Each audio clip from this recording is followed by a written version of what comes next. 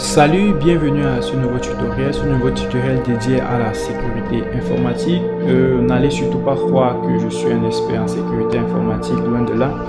J'ai le même principe, je partage ce que je sais. Si ça peut aider quelqu'un, tant mieux. Si ça peut me donner l'occasion d'apprendre de quelqu'un qui va passer par là, je suis preneur. Cela dit donc, pour ce faire, je vais lancer l'installation précisément sur un MacBook Pro. Un MacBook Pro dont les caractéristiques sont que une version de 2012 de 13,3 pouces.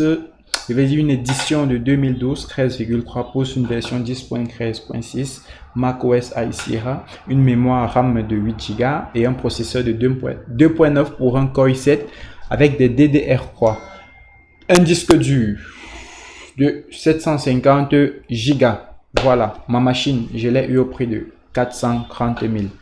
Pour ceux qui sont intéressés, sur le site www.virtualbox.org, vous allez cliquer sur Download et vous allez télécharger la version OS X OS. Une fois téléchargé, moi je l'ai déjà fait. Je rappelle que nous sommes sur MacBook.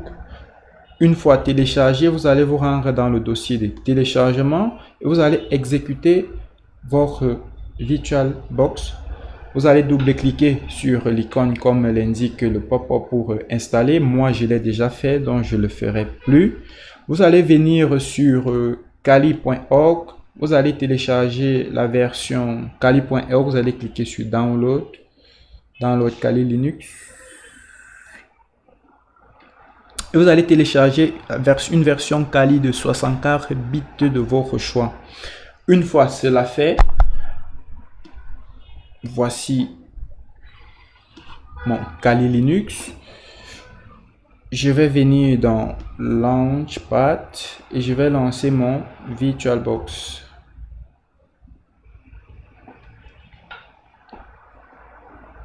Mon VirtualBox lancé, je vais créer une nouvelle machine. Je vais donner le nom de Kali ou alors de Linux tout court. Linux tout court, je vais choisir la version Linux, le type Linux, la version Linux.2.6. Rassurez-vous bien que vous avez la même version que celle qui apparaît sur mon écran. On va continuer. Je vais m'allouer une mémoire RAM de 2 Go, soit 2048 ou 2048 mégaoctets. On va continuer. On va créer un disque dur, un VDI et de taille dynamique. Linux, nous allons lui allouer, j'espère que ça se dit, oui, 20 Go. Nous allons créer. Notre machine créée, nous allons la configurer. En cliquant bien sûr sur le bouton l'onglet configuration. Nous allons commencer par le système. Nous avons besoin d'un processeur de 2 cœurs. Nous allons là. Vous pouvez soit déplacer cette barre ou alors venir écrire 2 ici.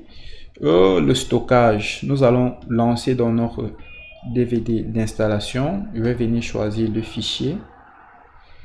Et sur bureau, Kali Linux parce que c'est là où le mien est. Je vais ouvrir. Cliquer sur OK. Une fois fait, je vais lancer. Nous allons démarrer notre système.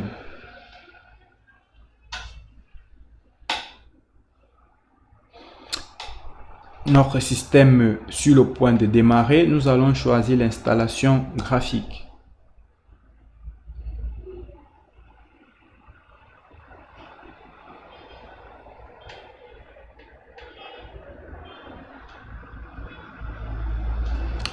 Ici, bien vouloir lire tout avant de sélectionner quoi que ce soit, on demande de choisir le langage. Nous allons prendre français. Notez que lorsque vous allez changer de langue, automatiquement la langue de votre clavier va aussi changer. Mon clavier est QWERTY, donc il sera reconverti. France, continuer. Je vais laisser mon clavier en anglais pour ne pas avoir des soucis. Je vais fermer ceci. Configuration du clavier.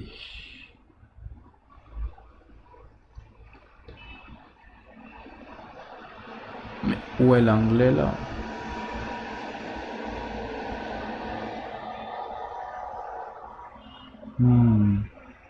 Britannique. Ouais. Continuer. Et nous allons patienter quelques instants. Puis nous allons définir un nom pour notre système.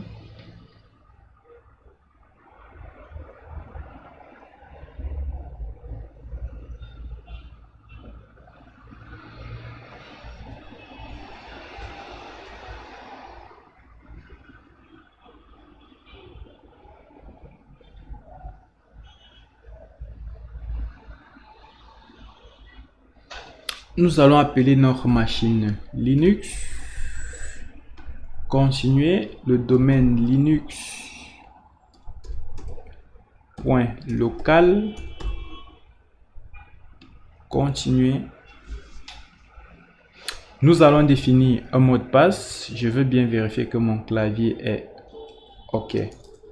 Ce qu'il est. Nous allons donc définir un mot de passe. Et nous allons noter que le nom d'utilisateur c'est root. R-O-O-T. Continuer.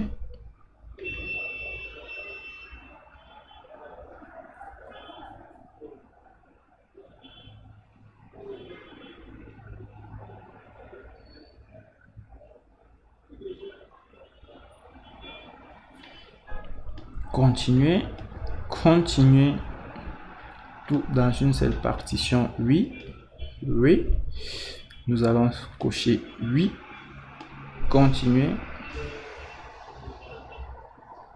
Et nous allons patienter pendant l'installation du système.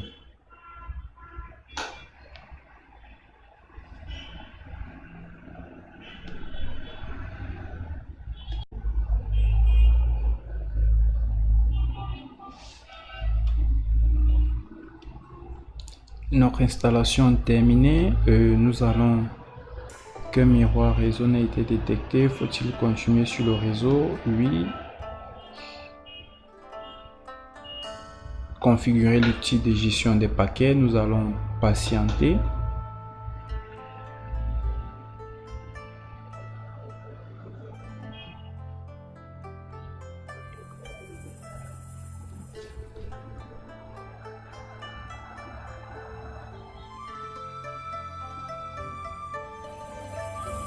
Il est à noter que cette installation met vraiment long, donc il faudra juste être patient et en fonction des caractéristiques de votre machine aussi. Installer le programme de démarrage ROP sur un disque dur. Oui. Et nous allons choisir notre disque virtuel que nous venons de créer.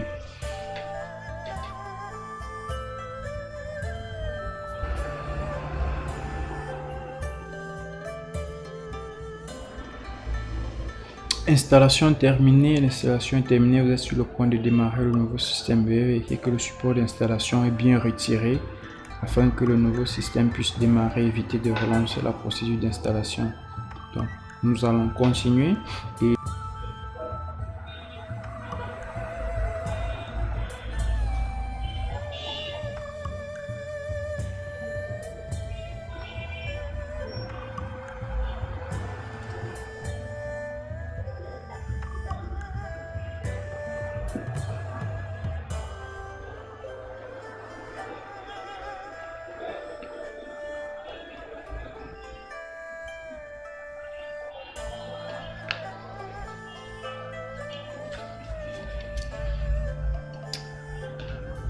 nom d'utilisateur, si je ne m'abuse, c'était root et le mot de passe.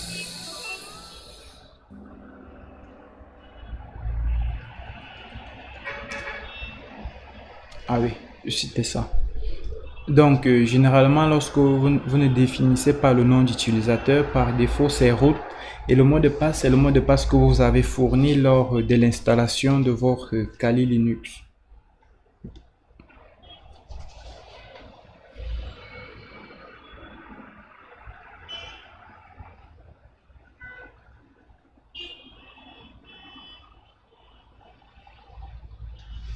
notre Kali Linux installé, nous allons ouvrir notre terminal.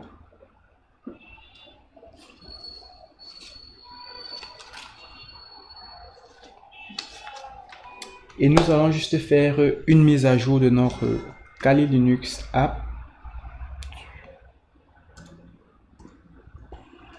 Get update. Update.